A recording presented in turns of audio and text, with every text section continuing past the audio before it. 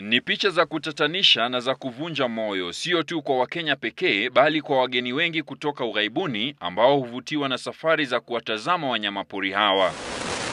Hii leo ndovu hawa 4 waliuawa na wawindaji haramu ambao waliweza kutoroka katika mbuga ya wanyama la Amaka mjini Voi. Ni watu 5 kutoka ile eneo mahali ndovu iliuawa mpaka kufikia jioni. Wale watu ambao walikuwa nafuatwa wakaona watu wetu ndio wakatupa risasi. Hata hivyo, pembe za ndovu hawa ambao ziliwakosesha vifo vyao zilipatikana katika msitu huu. Takwimu za ndovu wanaouawa tangu miaka ya hapo awali ndio mwanzo zinawapa wakuu wa mbuga za wanyamapori pamoja na washikadau katika sekta hii tumbo joto.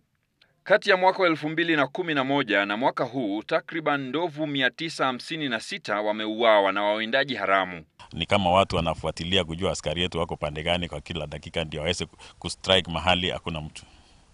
So ile labda pengine baadaye tutajaribu mbinu mingi na tuone kama tunaweza serikali inaweza kutuongezea tupate askari zaidi. Wakati huo huo, sensa ya ndovu katika mbuga zote nchini ambayo hufanywa kila baada ya miaka 3 yaeleza kuwa idadi ya ndovu zimezidi kuwa katika hali ya wastani.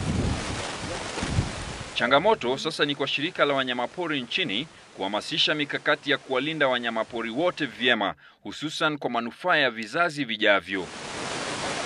Alex Kubasu, Citizen Nipashe.